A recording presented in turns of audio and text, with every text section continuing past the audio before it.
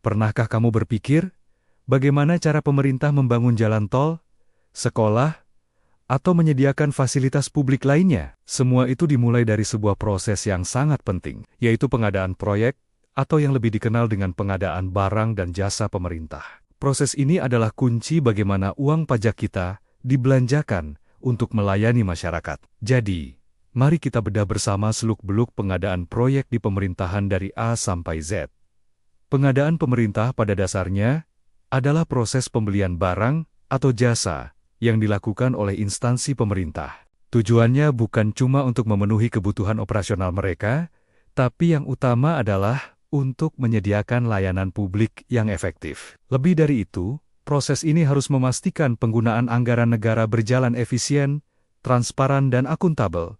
Uang rakyat harus digunakan dengan sebaik-baiknya. Untuk mencapai tujuan tersebut, ada beberapa prinsip utama yang wajib dipegang teguh.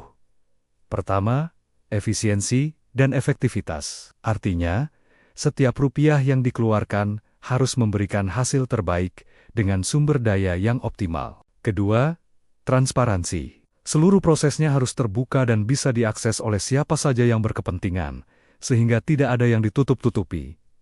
Ketiga, akuntabilitas. Semua kegiatan, dari perencanaan sampai selesai, harus bisa dipertanggungjawabkan. Keempat, kompetisi yang adil. Tidak boleh ada monopoli atau pilih kasih. Semua penyedia barang dan jasa harus punya kesempatan yang sama untuk ikut serta. Dan yang terakhir, tentu saja, kepatuhan pada regulasi. Seluruh proses harus tunduk pada hukum dan peraturan yang berlaku. Dalam proses ini, ada 3 pihak utama yang terlibat. Pertama adalah pengguna barang atau jasa, yaitu instansi pemerintah itu sendiri, misalnya kementerian atau dinas daerah yang membutuhkan sesuatu. Kedua, penyedia barang atau jasa. Mereka ini bisa berupa perusahaan besar, UKM, atau bahkan perorangan yang menawarkan produk atau layanan yang dibutuhkan. Ketiga, ada unit layanan pengadaan atau ULP. Mereka ini seperti wasit dalam pertandingan, sebuah tim khusus yang bertugas mengelola seluruh proses pengadaan agar berjalan sesuai aturan. Nah, sekarang mari kita lihat bagaimana tahapan pengadaan ini berjalan.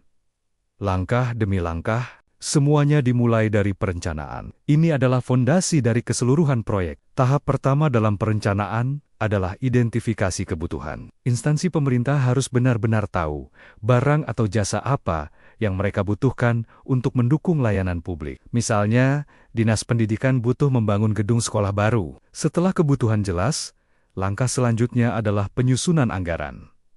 Proyek tidak akan bisa jalan tanpa uang. Jadi, anggaran untuk proyek tersebut harus dipastikan tersedia dan sudah tercatat dalam dokumen APBN atau APBD. Kalau anggarannya belum ada, ya proyeknya tidak bisa dilanjutkan. Terakhir dalam tahap perencanaan adalah menyusun rencana pengadaan. Di sini, instansi akan membuat jadwal detail, menentukan metode pengadaan yang akan digunakan, misalnya lelang terbuka atau penunjukan langsung, dan menyiapkan semua dokumen yang diperlukan. Perencanaan yang matang akan sangat menentukan keberhasilan proyek. Setelah perencanaan selesai, kita masuk ke tahap pengumuman dan pemilihan penyedia. Disinilah kompetisi dimulai. Prosesnya diawali dengan pengumuman tender. Zaman sekarang, pengumuman ini hampir selalu dilakukan secara online melalui sistem pengadaan elektronik atau e-procurement. Tujuannya agar informasinya tersebar luas dan semua penyedia yang berminat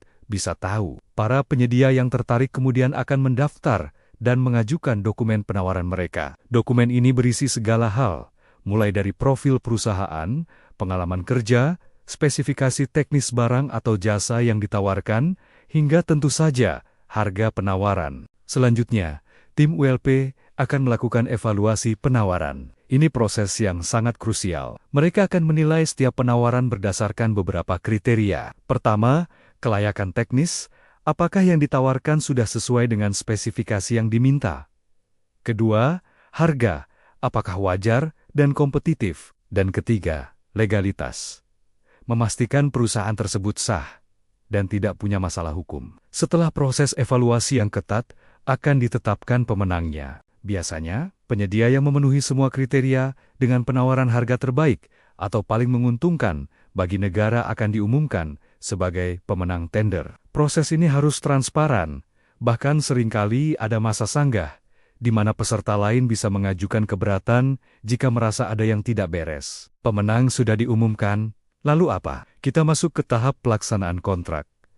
Langkah pertama di tahap ini adalah penandatanganan kontrak. Ini adalah momen resmi di mana instansi pemerintah dan penyedia yang menang tender mengikatkan diri dalam sebuah perjanjian hukum. Kontrak ini berisi semua detail pekerjaan, mulai dari ruang lingkup, jadwal, spesifikasi, hingga nilai kontrak dan cara pembayaran. Setelah kontrak ditandatangani, barulah pelaksanaan proyek dimulai. Penyedia akan mulai bekerja sesuai dengan apa yang tertulis di dalam kontrak. Jika proyeknya membangun jembatan, maka konstruksi dimulai. Jika pengadaan komputer, maka komputer mulai dikirim. Selama proyek berjalan, tidak bisa dibiarkan begitu saja. Ada proses pengawasan dan evaluasi yang berjalan terus-menerus. Tim dari pemerintah akan memantau kemajuan pekerjaan, memastikan semuanya berjalan sesuai spesifikasi teknis dan jadwal yang telah disepakati. Jika ada keterlambatan atau masalah kualitas, akan segera ditindaklanjuti. Akhirnya,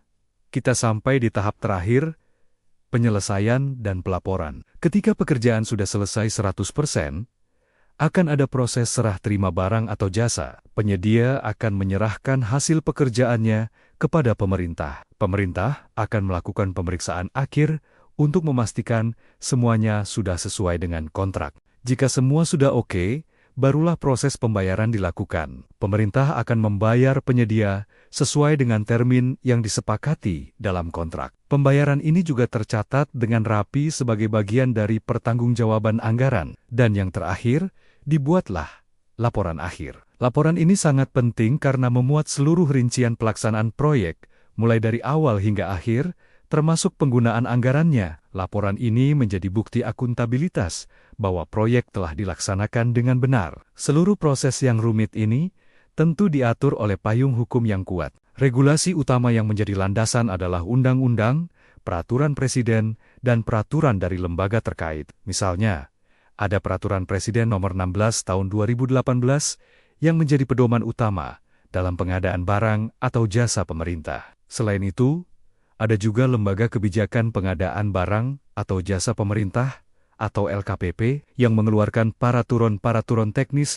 untuk detail operasionalnya. Untuk meningkatkan transparansi dan efisiensi, pemerintah telah mengembangkan sistem pengadaan elektronik atau e-procurement. Platform utamanya adalah LPSE, singkatan dari Layanan Pengadaan Secara Elektronik. Melalui LPSE, semua proses mulai dari pengumuman, pendaftaran, hingga penawaran dilakukan secara digital. Ini meminimalkan pertemuan fisik yang rawan disalahgunakan dan membuat seluruh proses lebih mudah diawasi. Tentu saja, di mana ada uang besar, di situ ada risiko penyimpangan. Karena itu, sistem pengawasan dan sanksi juga ditegakkan dengan ketat. Jika ada penyedia, atau bahkan oknum pegawai pemerintah yang melanggar aturan, mereka bisa dikenai sanksi, mulai dari sanksi administratif, seperti daftar hitam, hingga sanksi pidana jika terbukti ada korupsi. Lembaga pengawas eksternal juga punya peran penting. Badan Pemeriksa Keuangan atau BPK secara rutin melakukan audit terhadap proses pengadaan